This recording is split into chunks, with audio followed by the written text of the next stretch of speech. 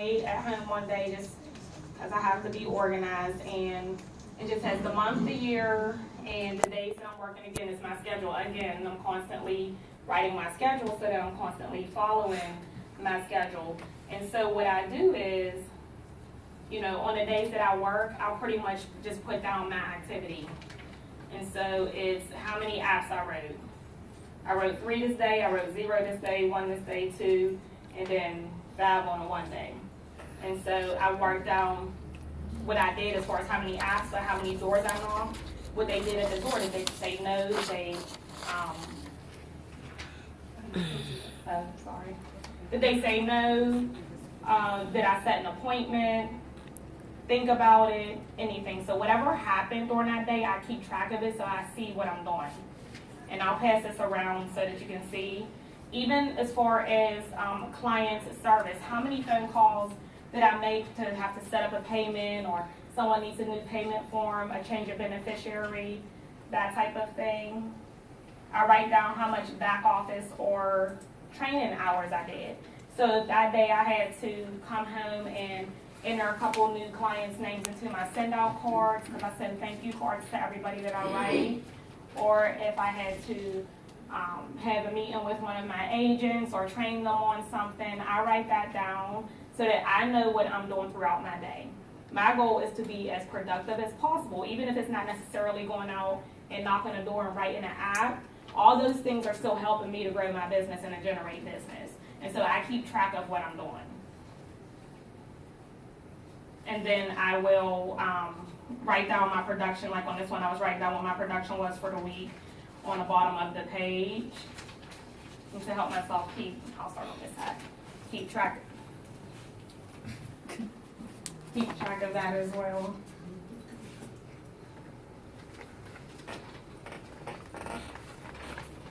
Do everybody know how to figure out how to set their production goal and to implement some things to actually hit your production goal?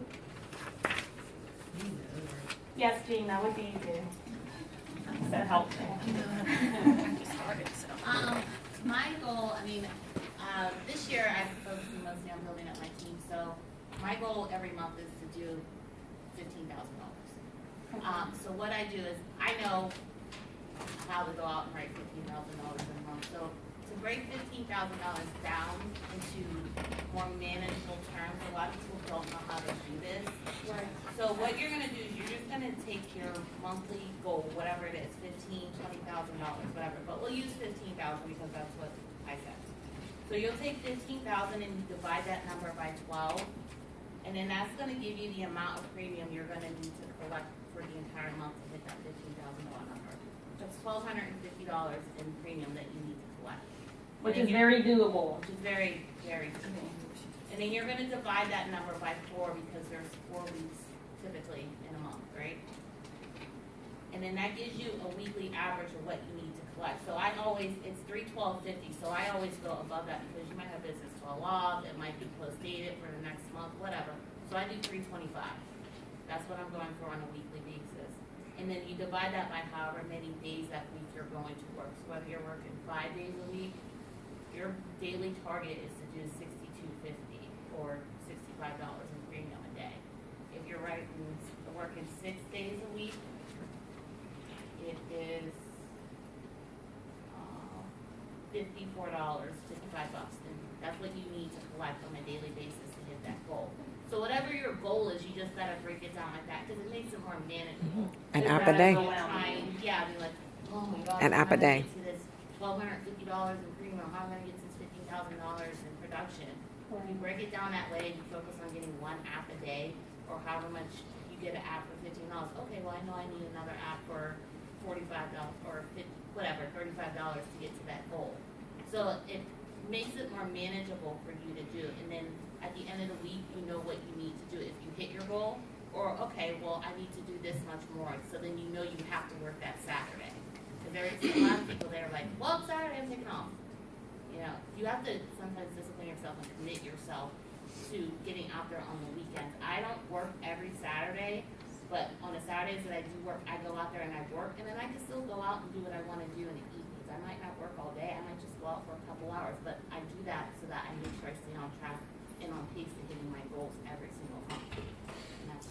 Thank you, Gina. And so it's basically what it boils down to is committing yourself to your schedule. You really have to work on disciplining yourself to do it and figuring out what works for you as far as hitting your goals. Like I, as well, if you look at my paper, see that I write down my DMP production goal as well as the amount of premium I need. And even me, you know, I can pretty much write my 10, 15,000 with my eyes closed. It's still overwhelming sometimes if I'm out there working and people are acting crazy, you know, slamming doors in my face. They're looking at me like I'm the police type of thing. So it's like, you know, you have to focus on what's believable to you. The most production I've ever written in a day was somewhere between not production, but premium. Probably about $400. And so I know that I can get a $200 check out of someone because I got it before. And so for me, when I go out, I'm like, I know today I want to come home with a minimum of 4 apps. Like this is already just programmed in me, and I want to do at least $200 in premium. Because to me, it's believable. Don't set a goal for yourself that's not believable. I'm not saying to not reach for the stars, but I'm just saying if it's believable to you, you're going to be comfortable out there doing it. And so that's why I don't get all bent out of shape if I'm sitting with someone and they start acting like $30 was the highest they have ever heard some insurance costs. It's like, as long as I know I'm being thorough in my presentation and I'm going through and I'm breaking it down for them as far as, you know, really trying to get to the root of that, and they still feel that $30 isn't working from them and they got the whole premium package of HBO, I pack up my stuff gracefully and I back up out of here because I know I can have someone easily write me a $200 check. And so that's why I keep that, you know, I write it down because, you know, that's the goal. If no boxer goes into the ring and swings aimlessly. They always have a plan. So I write down my information because I need to have a plan. But I know what's believable to me when I go out there in the field. And I know $200 a day is nothing for me to write. So that's pretty much how I focus on my DMP and pretty much how I'm hitting my numbers every month, because I focus on what's believable, and I don't get really emotional if I'm in a house and it's not working out the way I want, especially and we all had those people where they're like, $15 is too much. No, you know, I can get 100,000 for 10. It's like, okay. So yes, Sherba.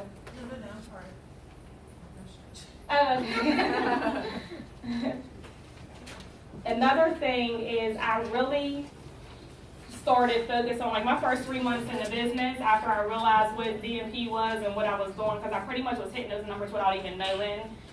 When I first started out, I did like 11 grand my first month, 15 grand my second month, and then like 11 or 12 grand my third month without really knowing what I was doing. So then once I realized what the DMP it was and hearing about it on the calls, it kind of intimidated me a little bit, because I'm like, okay, I have to keep up with this because I've already set that standard for myself.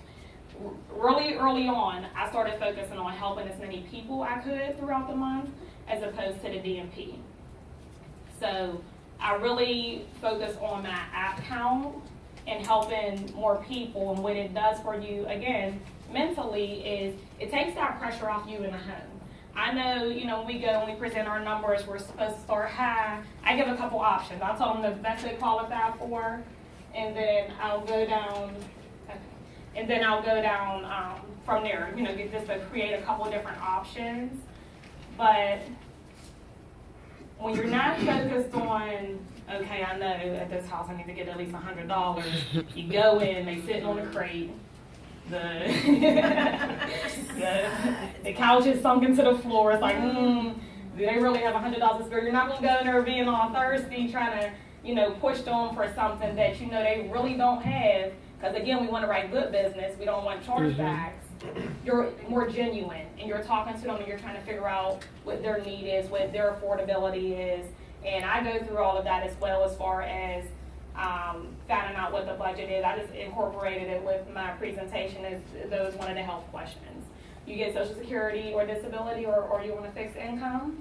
Okay, and what do you receive monthly for that? And so what are all your bills monthly that you have to pay out? Because what I'm trying to do is figure out the lowest rate that we can give you based off of your income.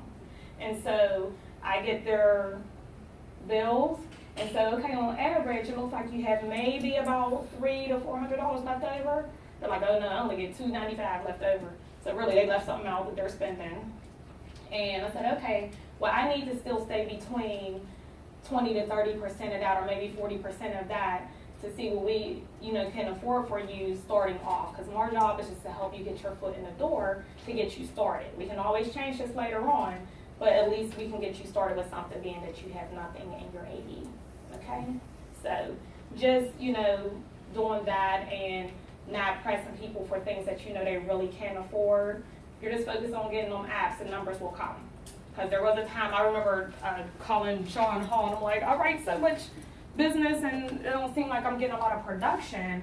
Say keep focusing on helping the people, and the numbers will come. You'll get those $200 and $300 checks when you least expect them. Okay? All right. That's basically all I had as far as what I wanted to talk to you guys about.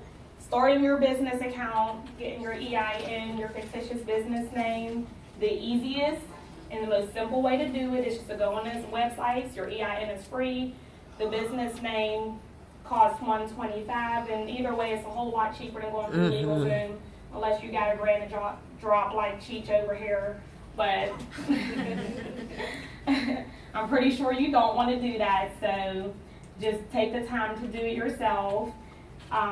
Get your business bank account. Most times all you need is about $50. It's really important to separate the money, because if you don't, you're always going to be struggling when it comes to having gas and traveling expenses and just money to market and invest in yourself and to grow your business. So separate it, discipline yourself in your spending, pay yourself every 2 weeks. You cannot take nothing. So if that, yes, I mean you have to make a sacrifice. If that means you can't pay none of your bills for the first 3 weeks of the month, then you can't pay your bills for the first 3 weeks of the month until you're able to write yourself a paycheck.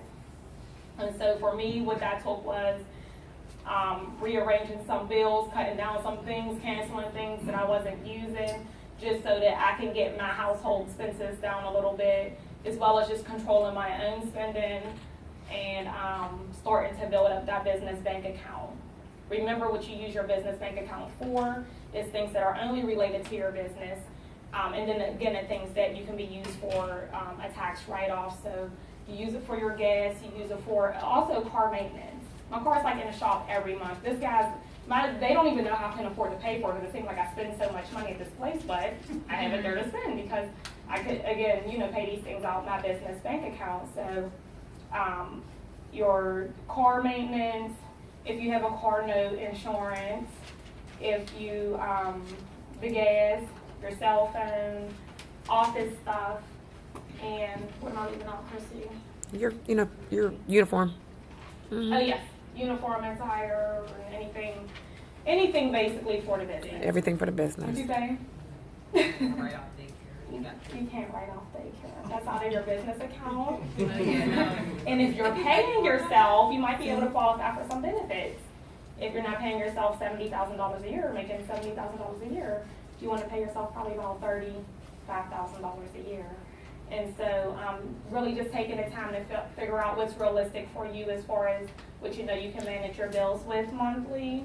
And that's how you figure out what to pay yourself. It's kind of just on an individual based thing. Your goal is to not give yourself any raises until you can get your business account over 10 grand.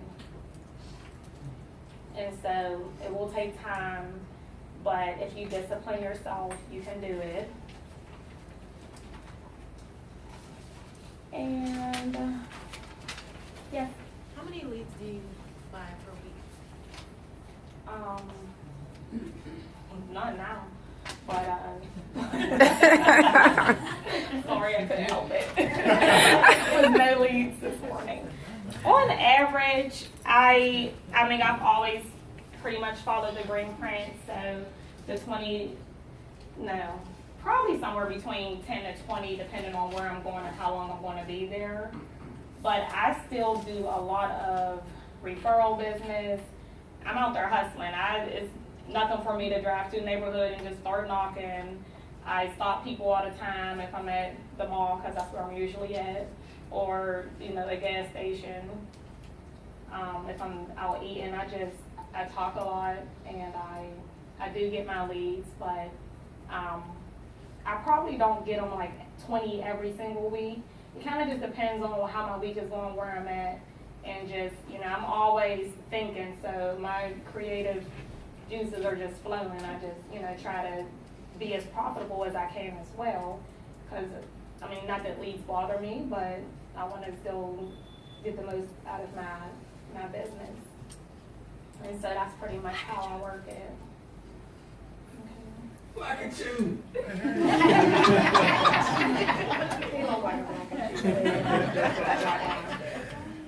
That horse looks white as hell. Are you sure? Just disruptive.